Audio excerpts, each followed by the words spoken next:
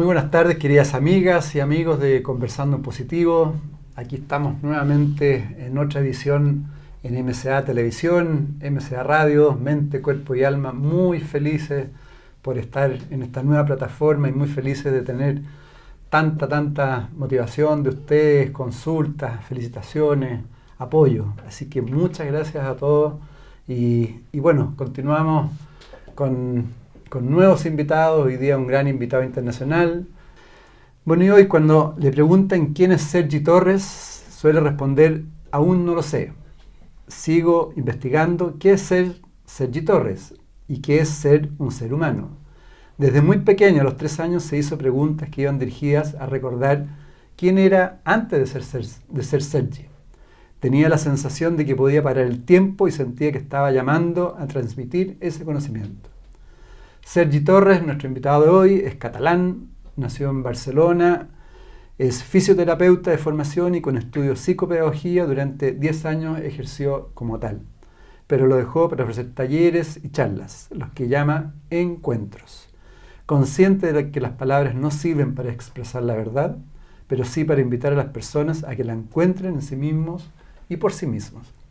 Su mensaje es tan poderoso que ha inspirado a muchos, entre ellos David Rosario, quien produjo la película Yo Libre, un viaje al instante presente, lo que es producto de su libro Un puente a la realidad. Otros libros de Sergi también, Un puente a la realidad, El secreto de los milagros por fin revelado, Saltar al vacío, la experiencia cotidiana de la conciencia absoluta, y el libro que está lanzando en estos momentos, Me acompañas, una invitación a despertar. Sergi es sin duda un representante del nuevo paradigma, un paradigma que cada vez incluye a más personas de todo el planeta, con otra forma de entender la vida, un paradigma sin buenos ni malos, sin víctimas ni culpables. Afirma que la vida en sí misma no contiene miedo y que solo la transformación lo hace consciente para poder soltarlo. Sergi disfruta el silencio y la soledad paseando por el bosque que hay cerca de su casa. Es de las cosas que mejor le sientan. Una de sus características más destacables es su autenticidad y es admirado por la coherencia entre su existir y su discurso. Sus gestos y palabras son un reflejo de su luz y también de su corazón. Así que mucho gusto, feliz que estés acá. Bienvenido, Sergi. Gracias, Edgardo. Un placer estar aquí. ¿Cómo estás? Bien, bien. Feliz de poder compartir este espacio tan Sí, increíble, bueno, ¿verdad? llegando a Chile nuevamente, Sí, viajando por todos lados. así es, así es. ¿Cómo han andado todos tus... ¿Cuánto? Hace 3 años parece que no nos vemos. Sí, más o menos. Sí. Más o menos. Ha cambiado el Sergi, ¿no? Sí. Sí, siempre Sí. hay algo que descubrir, siempre hay algo que te transforma, ¿verdad? ¿Cuál es la diferencia que tú ves en ti mismo en este periodo así de 2-3 años? Ostras, pues no sabría qué decirte porque no suelo compararme conmigo mismo, pero sí Pero que en lo que transmites, sí. quizás en la forma. Lo que experimento es como más fortaleza, más presencia. No sé muy bien cómo definirlo con palabras tampoco, y es muy personal, o sea, tampoco sé si es verdad o no, pero es lo que experimento es eso, como más fortaleza, más claridad. Pero ya estás más convencido de lo que estás haciendo, de tus charlas, de tus encuentros, de tu misión, de tu visión. Sí, ese fue un punto para mí importante, el poder entregarme completamente a este mensaje, el descubrir que el mensaje no es mío, ni es solo para mí, sino que es de todos y pertenece a todos. Y entonces ser uno más dentro de este espacio de crecimiento que estamos teniendo los seres humanos. Exacto. Y lanzarme a ser un servidor de este mensaje. Claramente hay un cambio, ¿no?, en el mundo. Parece que algo está sucediendo. Está sucediendo, ¿no? Lo que no sabemos es qué, ni cuándo, ni cómo, ni cuál es el afecto real que está sucediendo ahora, pero algo parece que se está moviendo. ¿Qué le podríamos decir como primera impresión a todas las amigas, amigos que nos están escuchando y viendo respecto a cómo enfrentar esta transformación que hoy día está sucediendo en el planeta, tanto positivos como negativos también? Sí, para mí la clave está en la relación íntima con uno mismo, porque en el fondo todo lo que uno percibe ahí fuera es el reflejo de uno mismo. Entonces todo el movimiento que yo estoy viendo afuera tiene que tener una causa interna. Entonces si yo estoy dentro de mí, si estoy asumiendo mi experiencia humana, es mucho más fácil asumir la experiencia externa, es mucho más simple. Se genera un espacio de honestidad, de paz y de conexión con uno mismo que te permite vivir todo lo que sucede alrededor de una forma mucho más coherente y sobre todo honesta. Al libro Me acompañas, una invitación a despertar. Partamos por el título. ¿Qué significa despertar? Que se habla mucho de despertar, se habla de conciencia, pero sí, para mí a veces no se profundiza. Para mí es algo muy simple, es algo que de repente sucede. Te das cuenta de que lo que sabes no lo sabes. Te das cuenta de que lo creías, ya no lo crees. Te das cuenta de cómo vivías, ya no vives. Es un darse cuenta, es muy simple, pero lo hemos convertido en algo muy complejo, algo que como lo hemos magnificado, el despertar. Es muy serio, sí. Sí, y es algo muy, muy sencillo, es regresar a esa conciencia de niño, esa conciencia inocente que da la bienvenida a todo lo que sucede. Eso es despertar básicamente, el darte cuenta de que no es lo que tú piensas que eres. O sea, puede ser como la acción de despertar en la mañana que uno abre los ojos. Eso es, pero en lugar de definir todo lo que ocurre, pasas a descubrir todo lo que ocurre. Sería un despertar inocente, un despertar que descubre lo que ve cuando lo mira, en lugar de etiquetarlo, de juzgarlo. ¿Y el proceso de despertar puede ser también un proceso de recordar lo que somos? Sí, y eso es muy curioso, porque no recordamos algo anterior, sino que recordamos algo presente. Cuando tú recuerdas a tu ser, no estás recordando algo de antaño, sino que estás recordando algo que está sucediendo y no vemos, porque estamos tapándolo con nuestra idea cultural de las cosas, nuestra idea social de las cosas, mi idea personal de quién soy yo. Eso no me permite ver quién soy yo ahora a tiempo real, dentro de este universo. Es verdad, es como una contradicción. Totalmente. Recordar, pero el presente. Totalmente. De lo que somos. Así es. Y bajo ese punto de vista, en el libro tu parte también dice, todo ser humano consciente o inconscientemente busca paz mental. ¿Cómo ir logrando esa paz mental? Mira, de nuevo es tan simple que no lo vemos. Porque hoy en día pensamos que para alcanzar algo tienes que ir a por ello. Sin embargo, esta paz de la que hablamos, la paz auténtica, si tú vas a por ello, en realidad la estás rechazando. Y fíjate la paradoja. ¿Por qué digo esto? Imagínate que yo ahora estoy angustiado y yo quiero estar en paz. Lo primero que voy a hacer es negar mi angustia. Es decir, no quererme sentir angustiado para llegar a sentirme en paz. Pero esa paz no sé cuál es, porque como no la estoy sintiendo ahora, me la voy a imaginar. Entonces voy a querer estar en una paz imaginada y eso me va a llevar a angustia, me va a llevar a frustración, me va a llevar a un viaje que no me va a llevar a esa paz. ¿Cómo se alcanza esa paz? Sintiendo la angustia que estoy sintiendo ahora. Cuando siento la angustia que estoy sintiendo ahora, dejo de luchar contra la angustia y empiezo a estar en paz con el momento presente. Eso hace que la angustia se transforme y empiece a amanecer la paz. Parece algo muy complejo, pero de nuevo es algo súper simple. Permitirme ser como estoy siendo ahora. Darle la bienvenida a mi experiencia humana actual. Ahora hay que desengancharse de esa angustia, porque muchas personas plantean, siento la angustia y no puedo dejar de sentir esa angustia. Sí, porque se plantean sentir la angustia para no sentirla.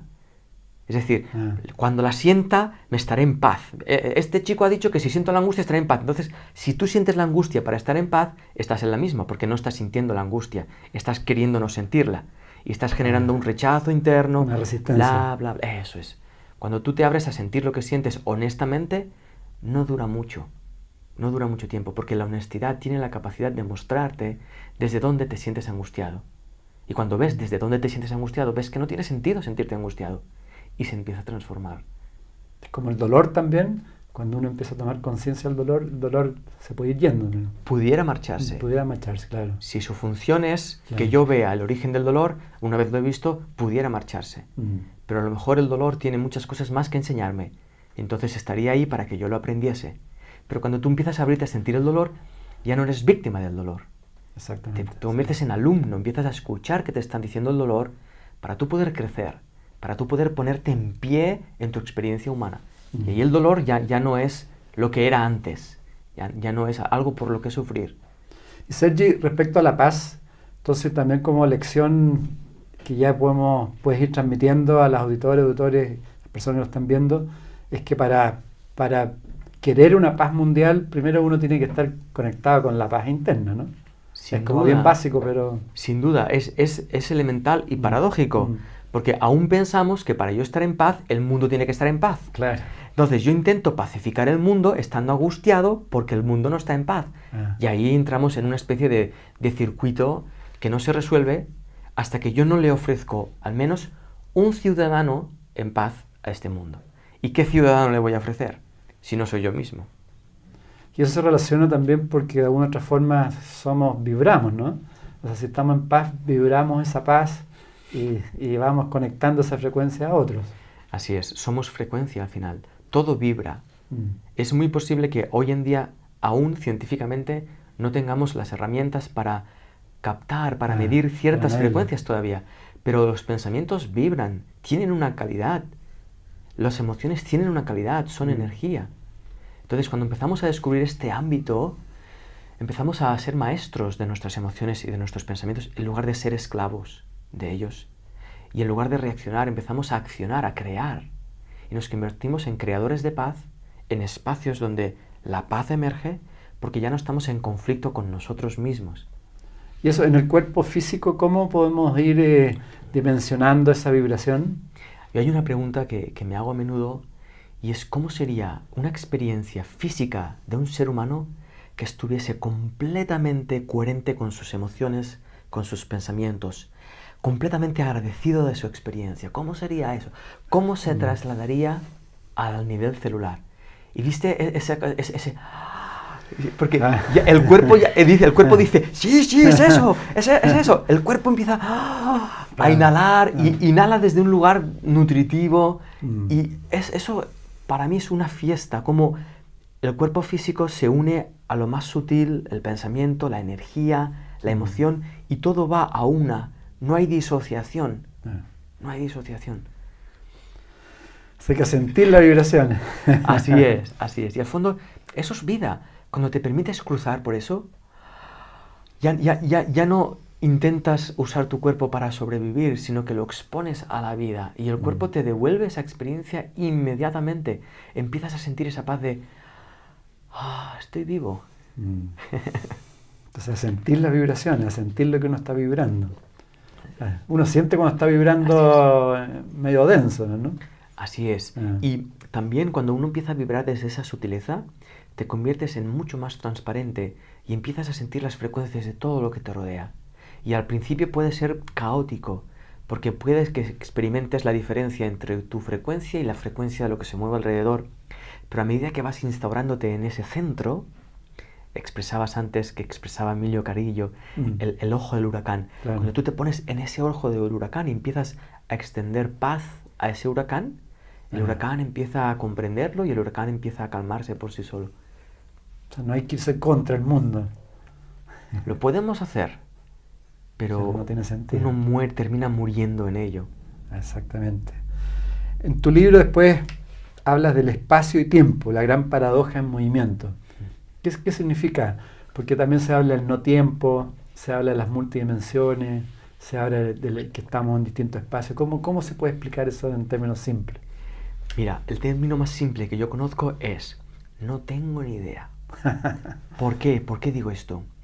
Porque tenemos una visión del tiempo lineal muy concreta, que creemos que es así.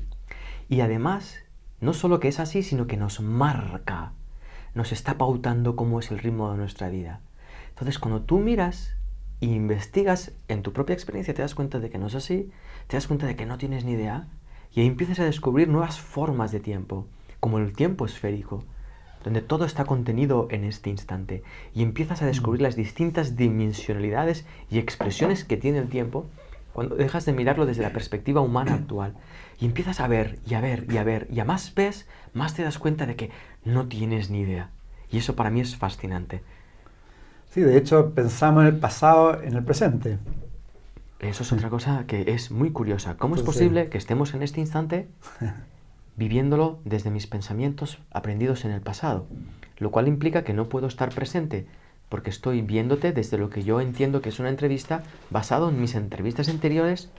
Ya no estoy aquí. Claro. Ya no está vivo esto. Sí, y ahí tú dices también que soy consciente que no existo. ¿Cómo se puede explicar eso? Que soy consciente que no existo. Es muy complejo de explicar. La experiencia es muy simple, pero es complejo de explicar. me doy cuenta de que lo que yo pienso que soy no es lo que soy, es lo que yo pienso. Claro. Y lo que yo pienso que yo soy pudiera ser incorrecto, pudiera ser que estuviera marcado por la época en la que vivo, pudiera ser que estuviera marcado por cómo me han educado y pudiera ser que estuviera marcado por la cultura en la que vivo. Entonces, cuando yo miro de profundo ese pensamiento que yo creo que soy, me doy cuenta de nuevo de que no tengo ni idea de quién soy y que esa imagen que yo he generado de Sergi no existe. Esa imagen mental que yo tengo de mí mismo es una imaginación, no es real. Y eso fue un momento intenso en mi vida, porque yo había luchado a muerte por esa imagen. Yo había intentado ser conocido, que la gente me conociese desde esa imagen, que mi madre viese la capacidad que tenía de yo ser amado por ella, de que mi hermano reconociera, de que mi padre, de que mis amigos... Y era una imaginación. ¿Cuánto había luchado por ella? ¿Y cuánto descansé cuando dejé de defenderla? Al darme cuenta de que no soy la imagen que yo tengo, sino que soy quien la está creando. ¿Y cómo fue ese proceso? ¿Cómo te diste cuenta? Así, ¡fla!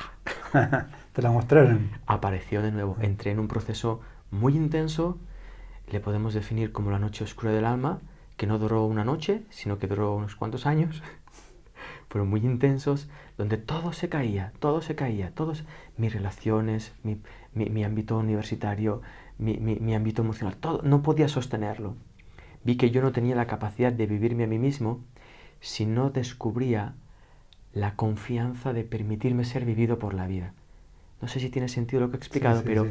Me di cuenta de que en mi personaje había un recelo hacia la vida, una desconfianza constante de que la vida de por sí no fuera a traerme lo que yo necesitaba y que yo tenía que adiestrar a mi vida para que lo consiguiese. Entonces descubrí que nada de eso tenía sentido. Entré en ataques de pánico durante unos años. Wow. Entré en espacios muy oscuros de la conciencia de mí. Yo le llamo las catacumbas de mi conciencia. Me di cuenta de que lo único que pretendía es que los demás viesen lo fantástico que yo era, sin yo detenerme un momento a ver lo fantástico que era el otro también. ¿Cómo? O sea, hay un tema ahí de importancia personal, de ego. Totalmente. ¿Cómo las personas podemos ir dejando de creer entonces? La honestidad para mí es clave.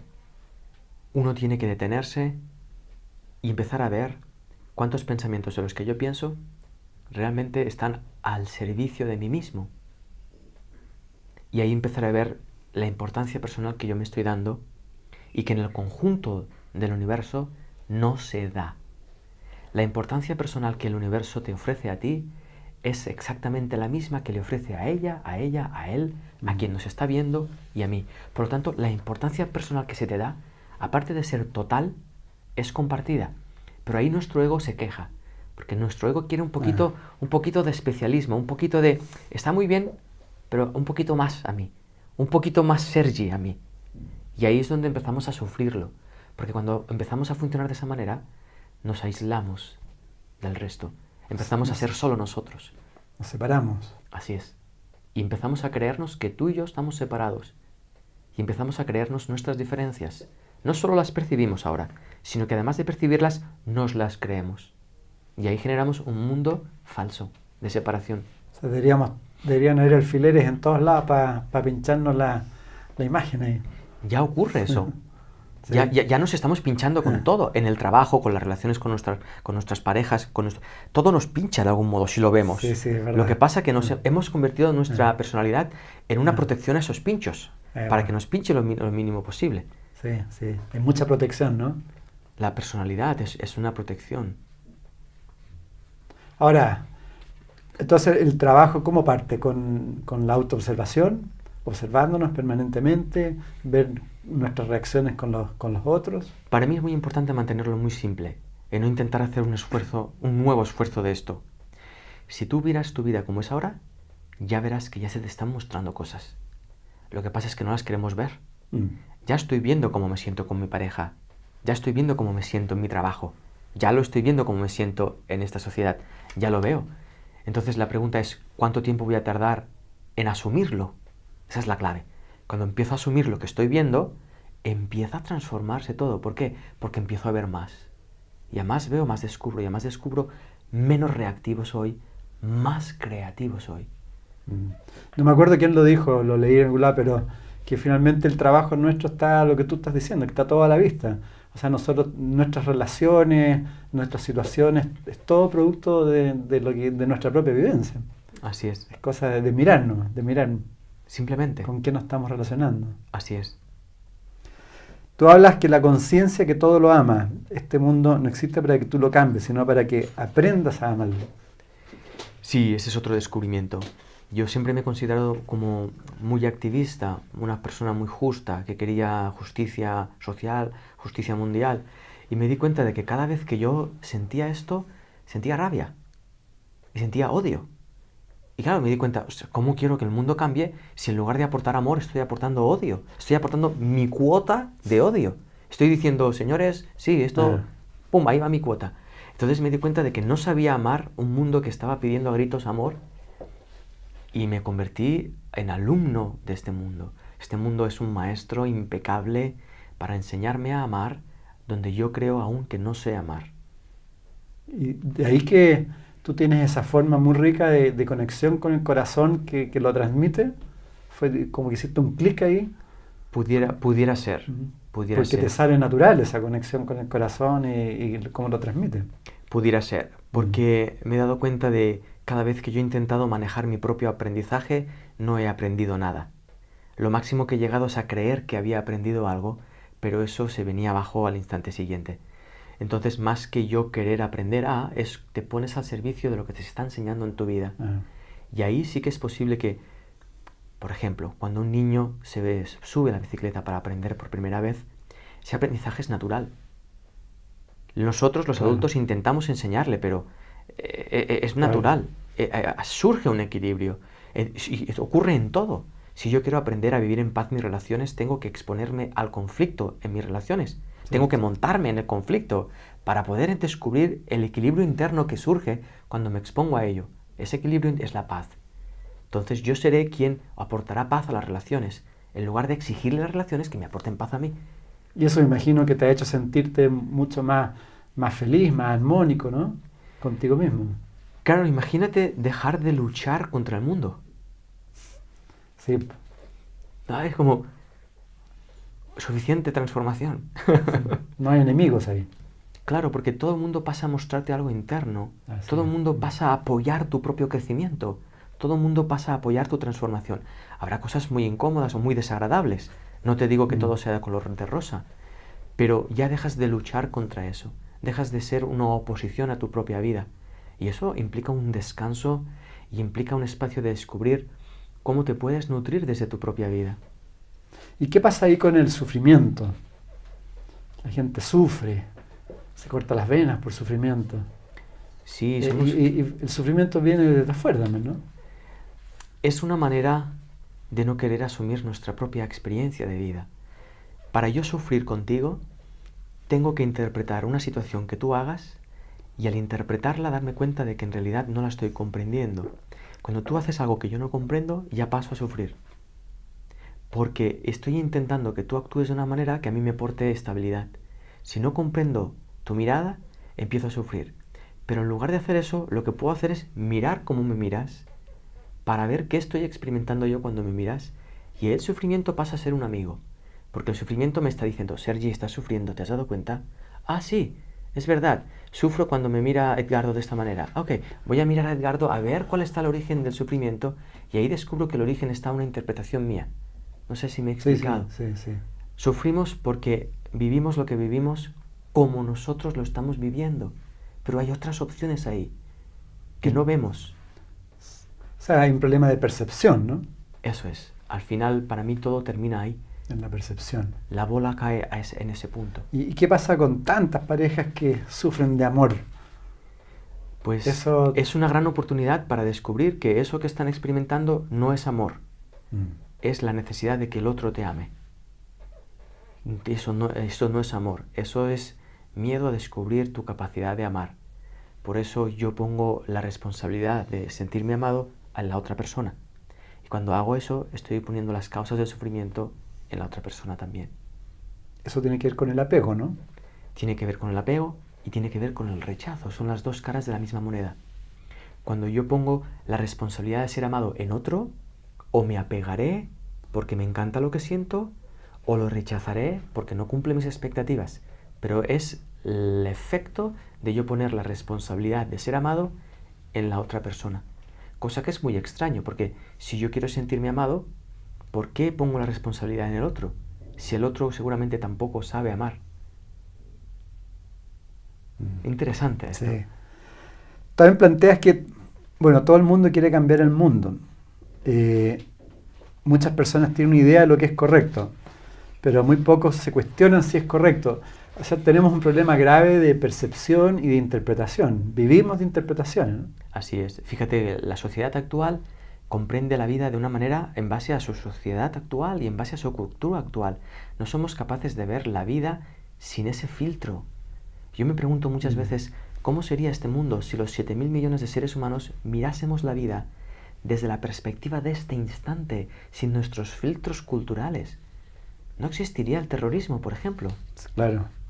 Porque el terrorismo es el efecto de alguien que piensa que es legítimo esa acción terrorista en base a sus creencias, e incluso algunas religiosas, por el bien de la humanidad. Algunos lo hacen. Muchísimo. Claro. Entonces, cuando te das cuenta del resultado de las creencias, da igual cuáles sean, empiezo a revisar mis propias creencias y empiezo a darme cuenta de qué confundido estoy cuando yo miro al mundo desde mi perspectiva personal y empiezo a indagar dónde está mi visión desprovista de mis creencias, porque tiene que estar. Si yo veo a través de mis creencias, tengo que poder ver sin ellas. O sea, mi capacidad de ver tiene que estar viva ahí dentro. Claro. Una persona ayer, me parece que en Facebook, no sé, preguntaba, ¿cómo puedo eliminar mis creencias? Esa pregunta me hacía. Oh, buenísimo. Primero, darte cuenta de que pudiera ser que detrás de esa pregunta esté la creencia de que las creencias son malas. ¿Me expliqué? Cuando yo quiero rechazar algo, cuando yo quiero deshacerme de algo, pudiera ser que hubiera la creencia de que eso es malo. ¿Cómo puedo deshacerme de las creencias? Primero, viendo que tengo una creencia de que algo tiene que ser distinto. Cuando me doy cuenta de que está esa creencia, dejo de actuarla y empiezo a asumir todas las creencias. Yo tengo que hacerme responsable de todo lo que yo creo para poder ver más allá de ellas, no para rechazarlas, sino para poder ver más allá de ellas. No sé si tiene sentido lo que acabo de explicar. O sea, primero hay que, de nuevo, una autoobservación y hacer un análisis de todas las falsas creencias que tenemos. Así es. Fíjate que no existen falsas creencias ni creencias no falsas. Toda creencia es falsa por sí misma. ¿Sí? Porque Sí. es una creencia. Sí. Y fíjate que a lo mejor puede que ofenda a alguien, pero no es mi intención.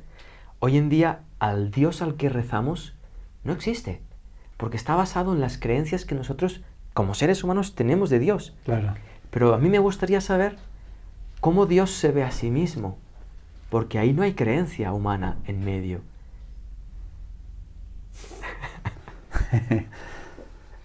Ya ven, estamos aquí con Sergi Torres filosofando y entonces en el fondo lo que tú estás planteando es que uno tiene que vivir sus propias experiencias y ahí uno va a ir diferenciando y sintiendo qué puede ser bueno o malo, entre comillas, para uno, porque no existe tampoco ni lo bueno ni lo malo. Cada uno de nosotros tiene a su disposición una experiencia humana concreta. Así es, claro. La llamamos yo. Si somos capaces de vivir ese yo completamente, podremos ver que ese yo no se termina solo donde yo creo que soy yo, sino que tiene un potencial inmenso que aún no hemos descubierto como seres humanos. Hablábamos de las diferencias que hay en el mundo, del hambre en África. Claro. La mayoría de seres humanos creen que no es solucionable el hambre en el mundo. Creen eso. Y es falso. La posibilidad existe. Lo que ocurre es que, bajo nuestra creencia de que no se puede, sostenemos un sistema que lo hace imposible ese cambio. O sea, nosotros mismos lo vamos co-creando finalmente para que no sea. Así es. Acabamos dando valor a las creencias que imposibilitan lo que aparentemente queremos que cambie. Sergi, estamos con Sergi Torres aquí en MCA Televisión, MCA Radio también, felices. ¿Cuál es tu visión entonces respecto a la co-creación? ¿Somos co-creadores de nuestras propias vidas? Sin duda, hay dos ámbitos para mí. Hay el ámbito, como expresabas, de la percepción, de cuando yo empiezo a percibir mi vida desde mi punto de vista, yo empiezo a fabricar una realidad que no existe, es un espejismo, Correcto. del cual yo lo llamo también mi historia personal, que genero mi historia personal, y yo creo que soy ese producto, pero también está un espacio donde me dejo descansar en el instante presente y empiezo a ver que solo existo en este instante, y que en este instante la vida me está viviendo, y ahí me doy cuenta de que yo soy vida también, y ahí descubro esa co-creación, no porque yo esté co-creando algo, sino porque yo también soy parte de esa creación. Ahí es donde uno tiene que empezar también a cuidarse un poco con lo que va pensando, con lo que va hablando, con lo que va sintiendo. Es un respeto a sí mismo. Es un respeto, sí. Uno empieza a ver la calidad de lo que piensa. Uno empieza a saborear, porque ya no soy inconsciente a mis pensamientos, soy consciente de mis pensamientos y soy consciente de lo que genera en mí. Entonces ves el pensamiento, ves lo que genera y te planteas, ¿realmente quiero seguir sosteniendo este pensamiento que genera esta experiencia en mí, que termino haciendo responsable a los demás por cómo me siento? ¿Realmente esa calidad de pensamiento la quiero para mí? Buen cuestionamiento, ¿eh? Son llamados también a todas las amigas, amigos, que dejemos de tener tanto resentimiento, ira, rabias, porque finalmente va en contra nuestra. Es como estar tomando un veneno uno mismo, ¿no? Sin duda, porque para yo estar resentido contigo, yo tengo que sentir ese resentimiento. El primero que va a sentir el resentimiento soy yo. Claro, claro. El primero que va a sentir el efecto del pensamiento que yo tengo hacia ti, sea bueno o sea malo, el primero que lo va a experimentar soy yo. Sí, y tú en el libro hablas relacionado a eso, dice, aquellos que maltratan a otros viven de espaldas al amor y solo amándoles podemos ofrecerles una salida honesta al maltrato. Mi pregunta es cómo lo hacemos, porque no es fácil ver una persona que es odiosa, resentida, uno transmitirle amor, uno lo que casi impulsivamente le tira una pachotada, como se dice acá en Chile. Claro, cuando vemos al maltratador, lo que nos nace es un maltratador interno que querría maltratar al maltratador. Cierto. Porque en el fondo nos está mostrando nuestra naturaleza oculta que no queremos asumir. Por eso tratamos a los maltratadores de esa manera. Pero hoy en día existe la posibilidad de descubrir que cuando un maltratador maltrata es porque no conoce ese espacio de paz en sí mismo. No conoce ese espacio de amor en sí mismo. Entonces, si yo no ofrezco amor a esa persona, ¿cómo esa persona va a descubrirlo en sí mismo? No lo va a hacer. Y sin darme cuenta yo, al rechazar el rechazo, aporto mi cuota de rechazo y estoy de acuerdo con el maltratador, sin darme cuenta. Lo potencia. Sin darme cuenta. Entonces, hay opciones sociales para que el maltrato desaparezca de nuestras sociedades, pero se tiene que basar en un ejercicio honesto de cada individuo. Se tiene que basar en un ejercicio honesto de nosotros como seres sociales. Es muy fácil culpar al maltratador de lo que está haciendo sin yo hacerme responsable de la parte del maltratador que yo oculto, pero que sale a la luz cuando veo al maltratador. Y eso tiene que ver con lo que conversamos hace unos minutos atrás, con el tema de las interpretaciones, los juicios, las opiniones. Deberíamos dejar de juzgar entonces, ¿no? No imaginamos la paz mental que hay detrás de una mente que ya no necesita juzgar. De la paz mental que hay detrás de una mente que sabe que sus opiniones son solo opiniones y no verdades. Y generalmente son de nuestra importancia personal, del ego, como le llamamos, ¿no? Sin duda, porque alimentan nuestra perspectiva de la vida. Cuando yo descubrí que una opinión mía lo que defendía era mi perspectiva de la vida, y me di cuenta de que mi perspectiva de la vida no era verdad, uno empieza a dejar de creerse sus opiniones. No es que esté malo opinar, pero ya no te crees las opiniones que opinas. Las miras e incluso te producen gracia. ¿Y cuál sería el juego entonces? Observarlas, pero quedarse callado, tratar de no hablar. Yo no sé cómo, pero sí sé que la posibilidad de contemplar la opinión existe. Y cuando tú te ves, por ejemplo, discutiendo con otra persona, ahí es un buen momento para darte cuenta de cómo estás defendiendo una opinión. Y cómo ese conflicto surge, no porque la otra persona opine distinto, sino porque yo estoy defendiendo mi opinión. Y cuando la sueltas y escuchas a la otra persona, te das cuenta de que está generando la opinión desde el mismo lugar que tú la generas, y te das cuenta de que las opiniones no te difieren del otro, sino que en realidad somos los mismos.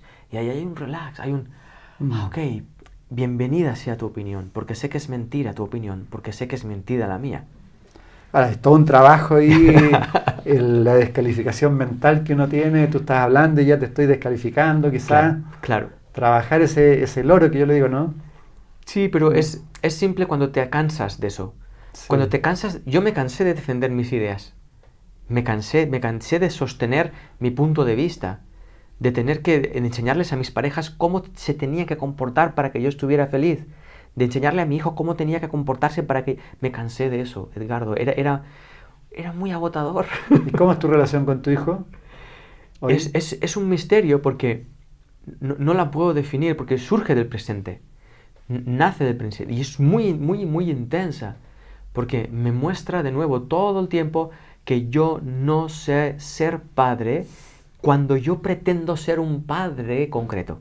Cuando yo presento una forma de padre, él me muestra que ese padre no sirve, porque genera conflicto en cierta manera. Claro. Entonces hay un juego entre los dos, hay una ayuda mutua, donde siempre nos ofrecemos una mirada final, una mirada donde, ok, que son papeles, que tú haces el papel de hijo, yo el de papá, y podemos jugar libremente a eso y respetarnos mutuamente. ¿Qué edad tiene él, Sergi? Ahora mismo va a hacer 12. 12, ya está. 12 años. Sí, está ya mirando hacia lo adulto. Y bajo ese prisma que estás dando, el concepto de coherencia en nuestras relaciones de pareja, con nuestros hijos, es fundamental, ¿no? Es básico, porque si no terminas luchando contra tu vida de nuevo. Si las relaciones forman parte de tu vida, terminan luchando. Muchas personas empiezan relaciones con otros porque se sienten atraídos, porque sienten un interés por esa persona.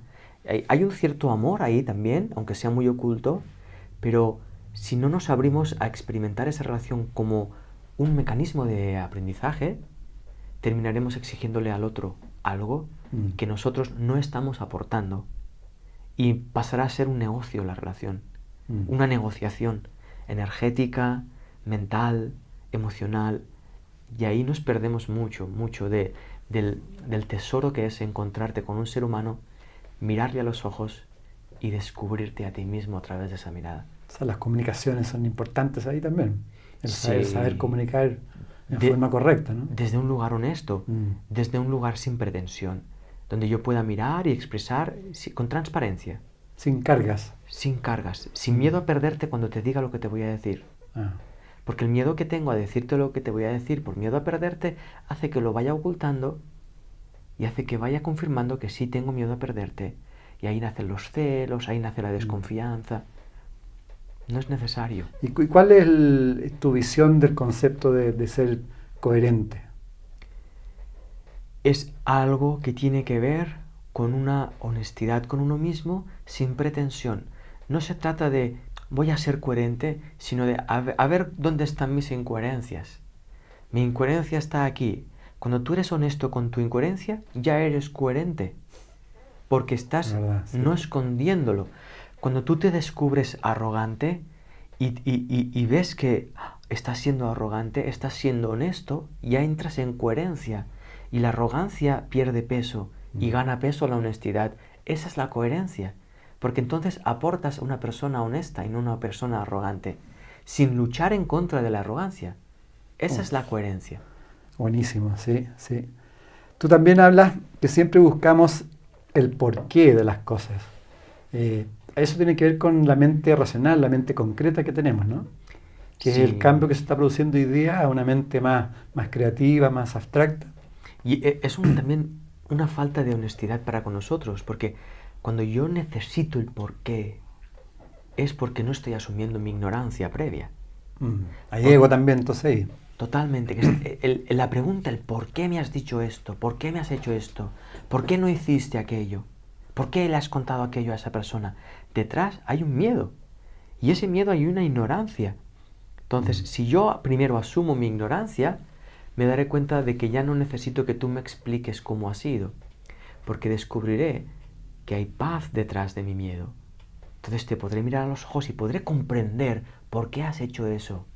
Te podré comprender por qué yo he dicho eso. Podré comprender mis errores sin la necesidad de preguntar por qué.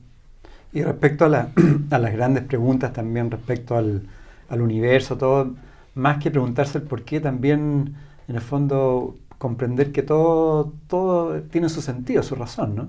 Claro, pero para descubrir esto que expresas, tendré que vivir una experiencia universal. Entonces, ¿cuál es la experiencia universal que tengo más cercana? La mía propia. La de vida humana Sergi. La de vida humana Sergi que tiene lugar en el universo. Esa experiencia universal es la más cercana que tengo. Si vivo plenamente la vida humana Sergi, descubriré una experiencia universal que va mucho más allá de Sergi. Es muy simple al final. Es simple, sí. Lo hacemos abstracto, lo hacemos inalcanzable, parece como que el universo fuera algo completamente ajeno y completamente alejado de nuestra comprensión. Pero cuando tú empiezas a comprender la simplicidad de la existencia presente, sin la necesidad de grandes cosas, empiezas a descubrir la simplicidad del universo, la simplicidad del momento universal, la simplicidad de la conciencia, y te ves uno con todo ello. Es tremendamente simple. Lo hemos complicado tanto, Edgardo, lo hemos complicado tanto. Pero eso es por nuestra mente racional también, que quiere todo buscarle el por qué, ¿no? Humanizarlo todo, lo queremos todo que sea humanamente comprensible, cuando aún no sabemos qué es la naturaleza humana. Tú también hablas respecto al el esfuerzo versus la pasión, que más que forzarnos tenemos que conectarnos con las cosas que nos apasionan, y eso ya no es esfuerzo. Sí, lo veo mucho en los niños de nuevo. Cuando ellos se sumergen en sus pasiones y se pierden horas y horas haciendo eso sin cansarse, sin agotarse. Se les pasa el tiempo volando. Y nosotros venimos de eso. Venimos de disfrutar de la vida desde ese lugar. Porque la vida no nos pide nada. No nos está pidiendo que nos esforcemos para nada. Porque la vida ya nos está dando todo lo que necesitamos. Somos nosotros que desde nuestra ignorancia nos hemos inventado un esfuerzo. Por eso cuando intentamos educar a los niños más pequeños, sobre todo en el esfuerzo, los niños no comprenden qué estamos hablando. ¿Y cómo? Bueno, ahí hay dos problemas. Uno, de los chicos que tienen que estudiar en la universidad, muchos estudian finalmente lo que no querían, ¿no? Y después tienen que trabajar en cosas que no le apasionan. ¿Qué se les puede transmitir a todas las personas que trabajan con esfuerzo nomás y llegan a su casa, terrible, hoy estoy tan cansado, puros problemas? Yo les invitaría a hacer una toma de conciencia con lo que sienten cuando hacen eso. Es decir, muchos vivimos eso, pero lo hacemos como pasándolo. Venga, un día más, y un día más. Y venga, sobreviviendo. Venga, ya vendrá algo que lo cambiará. Venga, y sigo. No. Detengamos un momento eso y vivamos paso a paso, día a día. Que podamos sufrir con claridad lo que estamos sufriendo cada día. Porque cuando yo me abro a sufrir claramente lo que estoy sufriendo cada día, empiezan a aparecer las preguntas clave. ¿Realmente necesito seguir esto? ¿Realmente necesito seguir haciendo esto? ¿Realmente no hay otra opción? Y esas preguntas abren espacios. Sí. Y esos espacios me permiten respirar y me permiten ver que a lo mejor, y solo a lo mejor, no es necesario vivir una vida de esta manera. Bueno, estamos con Sergi Torres en MCA Televisión, MCA Radio, hablando de tu nuevo libro, ¿no? Que en el fondo me acompañas, una invitación a despertar. Y tienes otro pensamiento, otro escrito muy bonito y potente. Tú dices, el amor es lo más poderoso que existe. Y por esta razón es completamente invisible a los ojos de la gran mayoría de las personas. Hay un concepto, ¿no?, de la unidad detrás. ¿Podrías profundizarlo un poco más? ¿Qué significa que no vemos que el amor es lo más poderoso que existe y por esa razón es completamente invisible a los ojos? Nosotros, en nuestra percepción personal de las cosas, aislada, hemos perdido de vista esa conexión con el universo, esa conexión con todo lo que existe. Esa conexión, para mí, es lo que es el amor. Es lo más poderoso, es el sentido, es la fuente de vida de toda experiencia universal. Entonces, cuando perdemos de vista eso y solo vemos a nosotros mismos, nos tenemos que inventar un poder personal. Nos tenemos que inventar algo que es muy extraño porque implica una especie de esfuerzo y de fortaleza que agrede. En realidad, el poder es algo muy invisible. Es la presencia. Es estar presente en ti mismo. Eso genera un poder inherente que es invisible a los ojos de la mayoría de personas. Y ahí no hay separatividad. Ahí no hay separación porque cuando yo estoy en ese espacio de poder, si yo te miro a ti, voy a reconocerlo en ti también, porque el poder que yo experimento es exactamente el mismo que se te está dando a ti. Aunque los demás no lo vean, tú lo ves en los demás. Y el concepto de unidad tiene que ver que todos provenimos del mismo origen, ¿no? De la misma fuente, somos todos parte de lo mismo, uno en todos y todos en uno. Sí, y se descubre cuando empiezas a cuestionar tu propia visión personal de nuevo.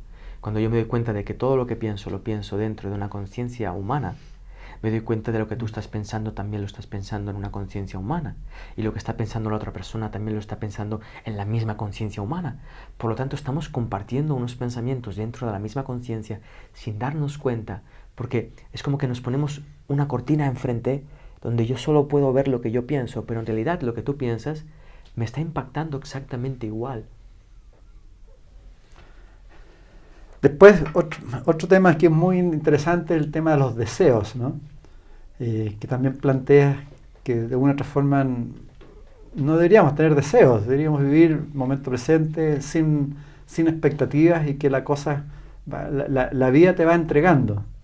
Sí, más que vivir sin deseo, sería que existe la posibilidad de vivir sin desear. Alguno perdona, ¿ibas a decir? No, está bien. Alguno pensaría, hombre, pero si vivo sin deseos, entonces, ¿cuál es la motivación en mi vida? ¿Por qué? Porque como no encontramos motivación en nuestro presente, necesitamos proyectarla en un futuro y generar un deseo que alcance ese objetivo. Pero cuando yo deseo, me doy cuenta de que estoy deseando algo que no estoy experimentando ahora, por lo tanto estoy menospreciando mi presente, por lo tanto estoy menospreciando mi vida. Entonces me di cuenta del dolor que había detrás de mis deseos, porque nunca deseaba lo que ocurría, siempre deseaba lo que no estaba ocurriendo. Y cuando te das cuenta de ese mecanismo, yo me pregunté, ¿pero cuánto tiempo más vas a estar deseando lo que no ocurre, menospreciando lo que ocurre, sin estar agradecido de lo que ocurre y sin vivir plenamente lo que ocurre? Porque mientras no vivas plenamente lo que ocurre, no te sentirás pleno. Y mientras no te sientas pleno, vas a seguir deseando algo que no está ocurriendo ahora. ¿Viste ese círculo? Sí. Y cuando lo vi, sí que tengo deseos, pero ya no me los creo. Aparecen deseos, los miro, gracias. No necesito agarrarme al deseo y marcharme de mi presente. Lo puedo ver, pero puedo ver también cómo mi deseo se complementa ahora. Eso pasa también cuando las personas esperamos los grandes eventos en la vida como lo máximo, que sea un matrimonio, un hijo, siendo que deberíamos vivir siempre los grandes eventos en el día a día, ¿no? Esto es un punto muy interesante. Fíjate que hay muchas personas, por ejemplo, que no tienen pareja hoy en día. Claro. Y la desean. Y hay muchas personas que no tienen hijos y los desean. Y están esperando eso. Y están esperando. Entonces, imagínate que en esta línea de aquí, que separa la mesa, está la experiencia de encontrar pareja. Y yo estoy aquí. ¿Bien? Entonces, todo este tramo lo voy a sufrir. Porque estoy sosteniendo un pensamiento de que yo ahora debiera de tener pareja. Claro. Pero claro, yo estoy diciendo y deseando que ahora tendría que tener pareja mientras no la estoy teniendo. Entonces eso genera una incoherencia que hablábamos antes y una forma de vivir que no tiene sentido. Cuando yo me abro a vivir mi vida sin pareja, ostras, puedo descubrir mi soledad. Y si descubro mi soledad, cuando encuentre mi pareja, no le haré responsable de que asuma mi soledad, porque ya la habré asumido yo y podré experimentar una relación de pareja plena. Los hijos. Si yo no asumo mi experiencia sin hijos, cuando nazca mi hijo, le voy a exigir que cumpla mis propósitos y mis objetivos de padre. Claro. Le voy a exigir que me haga feliz como papá. Acaba de nacer y ya le estoy diciendo, no llores, no, sé feliz, porque si no lo eres, yo no lo seré, no te mueras. Nace mi hijo y le exijo que no se muera, porque si no yo voy a sufrir. Y no vemos que estamos haciendo eso. Es tremendo. Proyección, ¿no? Tremendo, totalmente proyección. Duele mucho. Otro tema que también es muy aportador, que también lo planteas en tu libro, lo recomiendo que lo lean, que lo compren, es el concepto de dar y recibir, que tiene que ver también con la abundancia y con la escasez. ¿Qué pasa con eso? Que vivimos en la escasez, no sabemos dar. Es de nuevo una revisión profunda de uno mismo. Si yo me miro a mí mismo y me veo como una experiencia de vida, ¿cómo es posible que una experiencia de vida le falte algo? ¿Cómo es posible? me pregunto. Entonces, cuando me pregunto esto, me doy cuenta de que para que yo carezca de algo, me tengo que inventar esas carencias. ¿Cómo me las invento? Pensando que tengo que tener lo que no tengo. ¿Cómo? Miro este vaso y digo, yo, si tuviera esto de agua, sería feliz. Entonces, me doy cuenta de que yo estoy generando en esta experiencia una sensación de escasez y no estoy viviendo la cantidad de agua que tengo. Por supuesto. Eso lo hacemos en nuestras relaciones, en nuestras emociones, en nuestros pensamientos, en nuestro dinero, en todo lo que suceda a nuestro alrededor. Eso hace que yo no me pueda sentir agradecido. Y cuando no me siento agradecido, no puedo experimentar mi abundancia, porque abundancia y agradecimiento van de la mano. La escasez y la queja, el deseo, van de la mano también. Bueno, o sea, la abundancia es interna, ¿no? Tiene que ser interna, ¿no? Y cuando la descubres, te das cuenta del potencial que tiene esa abundancia, porque se transmite inmediatamente a lo externo. ¿Qué quiero decir? Que de repente, donde tú veías que faltaba algo, ya no lo ves. Esto pasa a ser una experiencia plena. Y si realmente necesitas el vaso hasta aquí, te aseguro que el vaso se va a llenar hasta aquí. Yo lo he vivido en mis propias carnes. Sí. Todo aquello que necesitas a tiempo real, nace a tiempo real. Sí, todo es perfecto, ¿no? Así es. Y bajo ese mismo punto de vista, el vaso entre el dar y recibir, si tú das todo ese vaso de agua que te queda, tienes la capacidad de recibir más de nuevo. Claro, porque donde lo vaciaste y tienes la capacidad de recibir. Eso es. Si no das, no puedes recibir. Eso es. Donde tú veías escasez, porque tú diste eso, ves un espacio donde puede ser llenado. Claro. Pero esa es la mentalidad abundante de nuevo. Te das cuenta de que cuando tú das, el primero que experimenta lo que das eres tú. Es un buen negocio dar. Totalmente. Claro. Totalmente. Porque pierdes la perspectiva de la importancia personal cuando tú das. Te das cuenta de que todo lo que tienes no lo tienes porque tú te lo estás dando a ti mismo, sino porque está llegando a tu vida. ¿Y qué pasa con el miedo? También este sistema nos tiene hipnotizados con el miedo, nos hace sentir miedo permanentemente y eso nos bloquea. ¿Cómo podemos trabajar el miedo, salirnos del miedo? Es paradójico también, pero para ser maestros dentro de este área del miedo y no ser esclavos y huir del miedo, yo tengo que sentir miedo. Necesito sentir miedo para aprender a sentir miedo y ser maestro del miedo. Es como aprender a nadar. Necesito sumergirme en una piscina con agua para aprender a nadar. Muchas personas creen que el miedo se maneja no sintiéndolo o que cuando lo aprenda a manejar no sentiré más miedo. Pero en realidad se trata de dejar de tener miedo al miedo. Dejar de convertir a una sensación y una experiencia humana natural hoy en día en un monstruo. Entonces te abres en un espacio donde si tú te abres a recibir miedo y a sentir tu propio miedo, es que te estás abriendo a sentir también el amor que escondes detrás de ese miedo. ¿Y cómo se enfrenta el miedo? Vivirlo, ¿no? Sí, porque ¿cuándo sentiré miedo yo? Cuando sienta miedo. Claro. Y cuando sienta miedo, ¿qué estaré haciendo? Sintiendo miedo. ¿Cómo enfrentarlo? Sintiendo miedo. ¿Qué esfuerzo tengo que aplicar? Cero. ¿Qué técnica? Ninguna. ¿Qué estrategia? Tampoco. Porque si ya está ocurriendo. Pero cuando hago eso de esa forma tan simple, descubro cosas. Porque descubro cuántas cosas he temido en mi vida que no tenía sentido temerlas. Y el pasado empieza a transformarse. ¿Cuántas cosas temo del futuro que no tiene sentido temerlas? Entonces mi perspectiva del futuro se cambia. Porque estoy abriéndome a sentir el miedo presente. Simple. Buenísimo. Para ir terminando, claramente el origen de los cambios tiene que venir de los más chiquititos, ¿no? De la educación. ¿Qué le podrías transmitir tú a los padres y a los educadores respecto a cómo ir formando seres humanos más humanos? Yo les transmitiría dos cosas que están basados en lo mismo. Están basados en la honestidad. Una, no pretender ser buenos maestros, ni buenos padres, ni buenas madres. Eso es imposible. No puedes ser un buen padre porque tampoco puedes ser un mal padre. No puedes ser una buena madre o un buen maestro porque tampoco puedes ser una buena madre, una mala madre. Eres padre, maestro o madre de ese niño. Eso es un punto.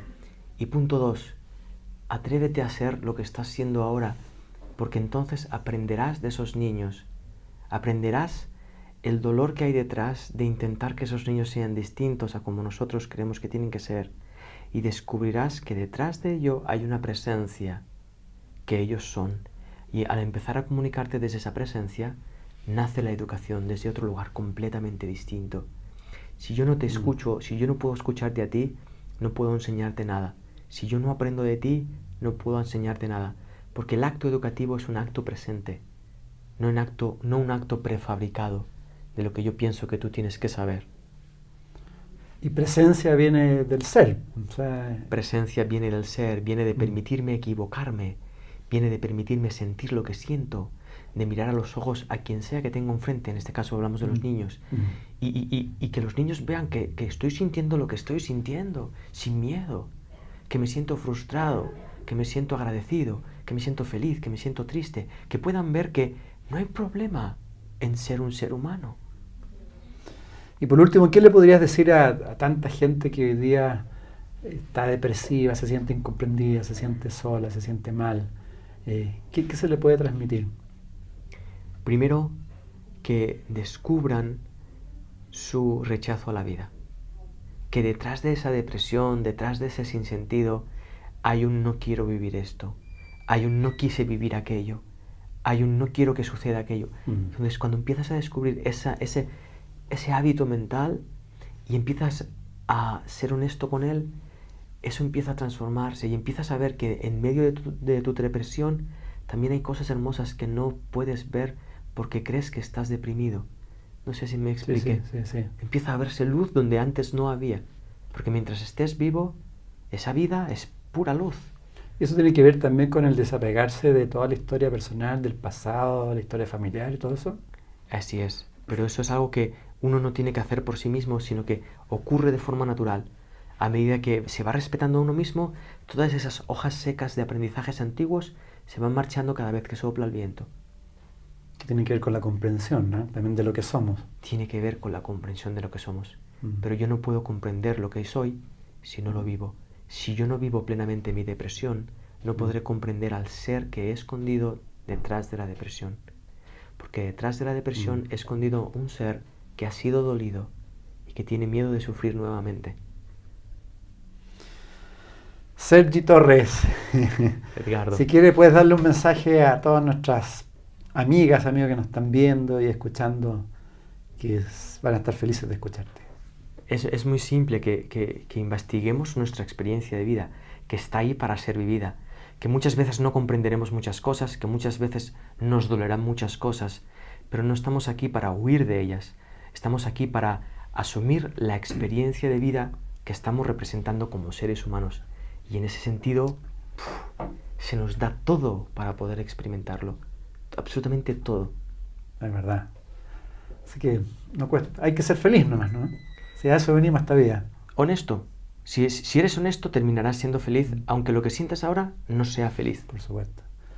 Muchísimas gracias. Gracias, Edgardo. Mucho éxito acá en Chile. Gracias. Gracias por estar con nosotros. Gracias. Y que sigas transmitiendo, inspirando a tantas Igualmente personas. Vosotros y toda la gente que escucha, que también al escuchar todo esto que estáis haciendo, Le resuene, ¿no? Claro, se convierten en resonadores también. Sí. Muchas gracias y gracias por estar con nosotros y apoyarnos. Hasta una nueva oportunidad.